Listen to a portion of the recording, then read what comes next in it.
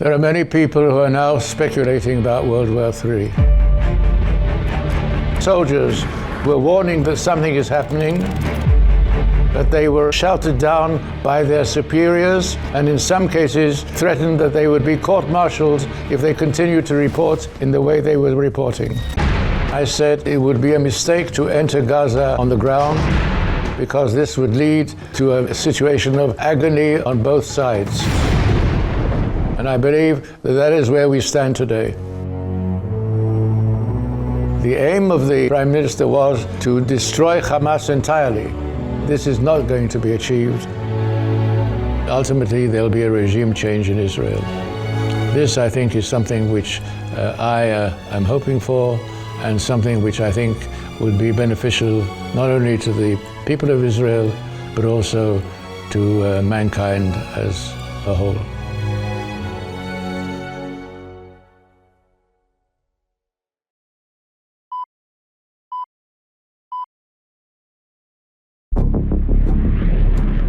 Ten days before the war, we received a very, very important document from the CIA showing how the forces in the north were maneuvering and preparing for a major battle. Everybody who looked at the material said that this was only training. It was a training event and not an actual event. It is an all-out war. That's how Israeli Defense Minister Moshe Dayan describes an invasion of the Golan Heights and the east bank of the Suez by Syria and Egypt. The surprise attacks came early this morning in the air and on the ground. The losses in this war on both sides have been very, very high. The tragedy must not occur again.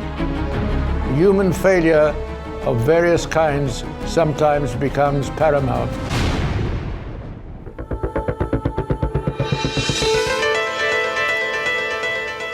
Ever since its founding in 1948, Israel has had to deal with multiple enemies bent on its destruction. Mossad, Israel's intelligence agency. In 2009, I produced this interview with the former top boss of Mossad. Efraim Halevy was the Mossad's director from 1998 through 2002. People who cross our path, the path of Israel, in an aggressive manner, have much to fear and have much to think about before they take action. We are receiving reports of gun battles raging throughout southern Israel. As it appears, Hamas has launched a surprise attack from Gaza.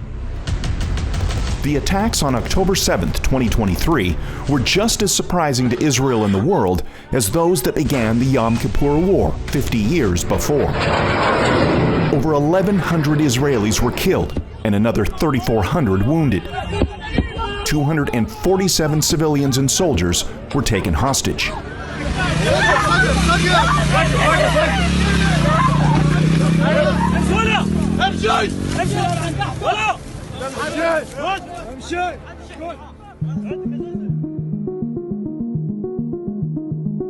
Unlike the hostilities in 1973 that ended in just under 3 weeks, the brutal Hamas raids and retaliatory Israeli invasion of Gaza has provoked a war that's been raging for months with no end in sight.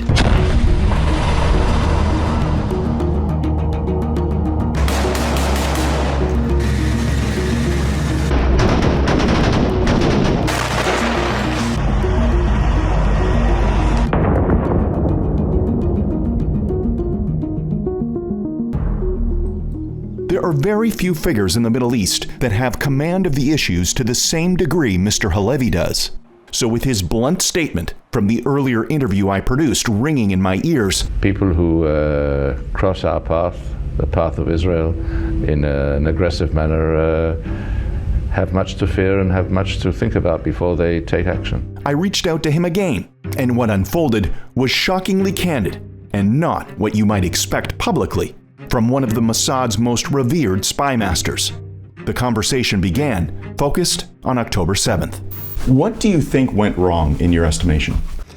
What is obvious is that there was a great misunderstanding as to what was happening, because there were many signs and many indications in the field, right next to where the forces actually invaded Israel, to show over the weeks before that something was going on, that preparations were being made, that there were people who were training very, very close to our border. And this was being reported back, and the girl soldiers who were following what was going on were reporting and were warning that something is happening, but they were shouted down by their superiors, and in some cases were threatened that they would be court-martialed if they continued to report in the way they were reporting. So the human failure of various kinds sometimes becomes paramount, as in this case as well. In this moment, we must be crystal clear. We stand with Israel. In the face of this unspeakable tragedy, there's only one possible response. Europe stands with Israel. I want to express my absolute solidarity for the people of Israel. Now is not a time for equivocation, and I'm unequivocal. Hamas and the people who support Hamas are fully responsible for this appalling act of terror. Just days after the attacks, Mr. Halevy was the source for this article in a leading British newspaper. I published an article a week later after the first moves began in the London Times, and I said that I thought, in my view, that it would be a mistake to enter Gaza on the ground, because this would lead to a situation of agony on both sides. And I believe that that is where we stand today. Israeli Prime Minister Binyamin Netanyahu is the man who made the decision to invade Gaza. A move he made 20 days after the Hamas attacks. Soon after the invasion by the Israel Defense Forces, or IDF, began, the Prime Minister appeared on CNN to explain the three primary objectives of the war. The first thing we have to do is destroy Hamas, because otherwise they'll do it again and again and again, and they've said so. So we'll destroy Hamas. The second thing we have to understand is that there has to be an overriding and overreaching Israeli military envelope, because we've seen any place that we leave, we just, exit, give it to some other force. Very soon terrorism resurges, so we've achieved nothing. The third thing we have to understand is that a civilian authority has to cooperate in two goals. One is to demilitarize Gaza, and the second is to de-radicalize Gaza. From your vantage point, are these primary objectives, are they being met, and are they actually able to be met moving forward? I believe they're not being met. Hamas has suffered a very, very heavy blow. Let us not ignore this. But the aim of the Prime Minister was to destroy Hamas entirely. He said, this will go on for years until we destroy Hamas absolutely entirely. And I think that this is not going to be achieved. We're not going to get up one morning and say that the Hamas has been removed from on the face of the earth.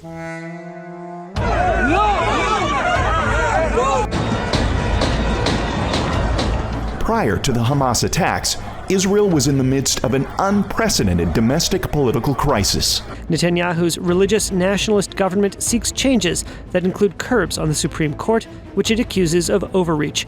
Critics worry that Netanyahu, who is on trial on graft charges he denies, wants excessive power over the judiciary. October 7th temporarily ended the protests as the country came together, but they've now begun again, and they have Mr. Halevy worried. The Prime Minister is now not only going for a final confrontation with the Hamas, but also he wants to revive the internal battle within the Israeli society. And this, of course, could be a horrendous event in many, many ways. It sounds like you don't have a lot of confidence in Netanyahu's leadership. I knew Netanyahu well. I actually saved his prime ministership when there was a case called the Mashal affair. He appointed me head of the Mossad, and I helped him along with his relationship with Jordan, which was a very, very difficult one during those years. And I don't think that the man I knew then is the man who is now I see today. And I think that something has happened to him. I believe, although I'm not a medical doctor, that his health is not what it should be. He had 2 cardiac events in the last few months, and I am not a doctor and not a specialist, but I understand something about medicine like every other human being. And when I look at him sometimes, I think that he's not as healthy as he used to be. As the severity of the October 7th Hamas attacks became clear, many, including myself, believed Iran, one of the primary funders of Hamas, had to be involved. But Mr. Halevy doesn't see it that way. I do not think they were assisted by Iran. I think the Iranians did not wish this to happen. It's clearly seen by us that the Iranians are not keen that this should develop into a major confrontation between Iran and Israel. It is possible that the Iranians are helping the Hezbollah people, Sheikh Nasrallah and people like that. They may be also helping the Houthis in the south. But basically, I don't think Iran wishes now to enter a major conflagration in the Middle East. Iran also is now on the verge of a change of regime. The old man at the top is no longer as fit as he was before. And once we are in a situation which is a kind of a temporary situation, a transitory situation, in which the leadership is now preparing to give way to a successor or successors. And in addition to that, there are other areas of conflict, like in Ukraine and so forth, in which Iran has played a certain role up to a certain time, but also has been very careful how far to go and how far to commit itself. And the Iranians are more cautious than they have been before. And therefore, I believe, it's my personal view, that we will not see a very, very sudden change in policy in Tehran. My first guest today is retired General Wesley Clark. In late November 2023, I co-hosted and produced Crisis and Chaos, The Changing World Order. It brought together some of the most prominent military, geopolitical, and markets experts, including the former Supreme Allied Commander of NATO, retired U.S. General Wesley Clark. Well, I think from the perspective of our potential adversaries, we're already in World War III. From your vantage point, do you believe that we are in World War III or on the threshold of it, or has everyone looked into the abyss and decided to pull back? How do you see that? There are many people who are now speculating about World War III.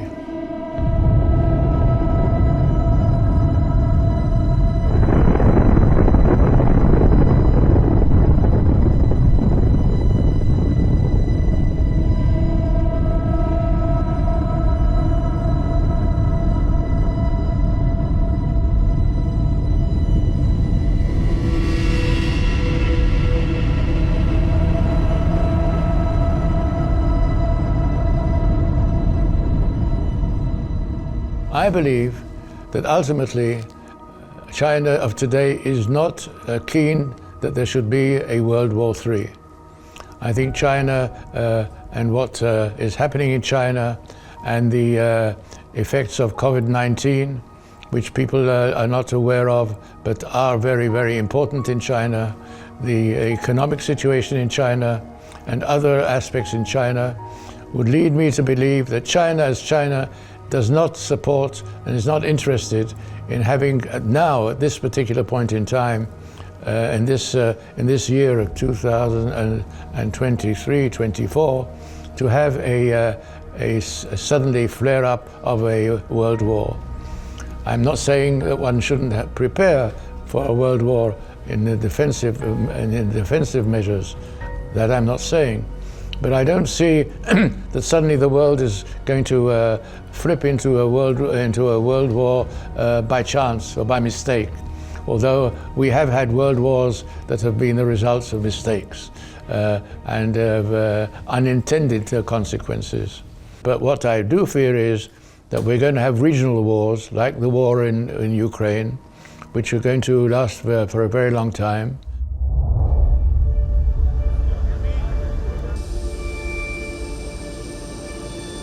From the public's perspective, solving questions of war and peace is the sole domain of leading politicians.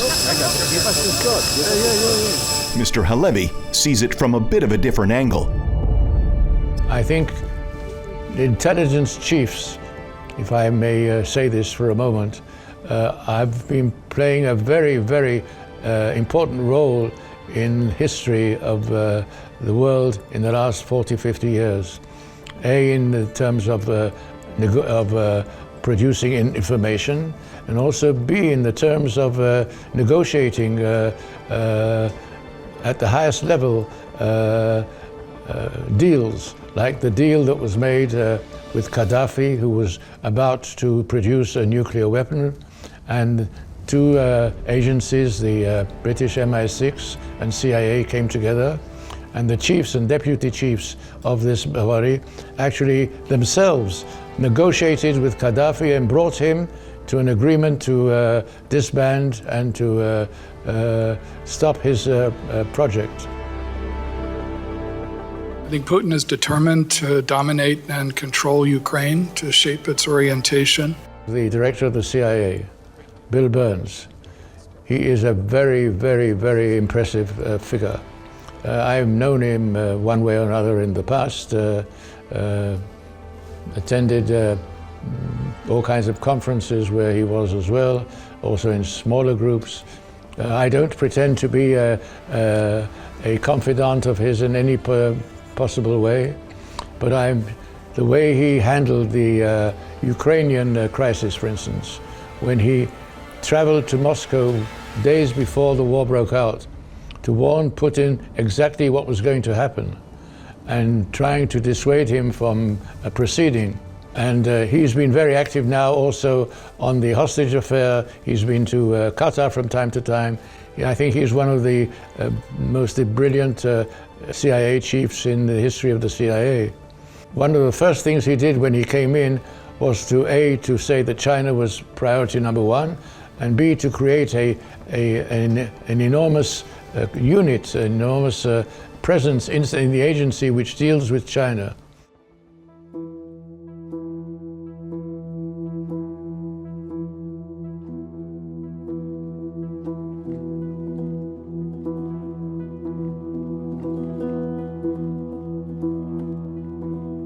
How does Israel win the war that it's in right now? And is victory actually feasible? First of all, you have to define what is victory. And Mr. Netanyahu has defined victory, which is not feasible in my view. Certainly not now, that we will destroy the Hamas entirely world over, even if it takes years to do it, and we will chase them wherever they are, and we will destroy them. I do not think that this is a viable aim at the moment. And therefore we will have to settle for less than this. I believe that Israel does have a major responsibility in offering the Palestinians a viable form of existence, and not just to continue as a partner for conflict indefinitely. I think this is a big mistake on our part. There has been over weeks and weeks and weeks a deterioration in the position and standing of the Prime Minister and his party. And sooner or later we're going to have an election, that ultimately there'll be a regime change in Israel. This, I think, is something which I am hoping for, and something which I think would be beneficial not only to the people of Israel, but also to mankind as a whole.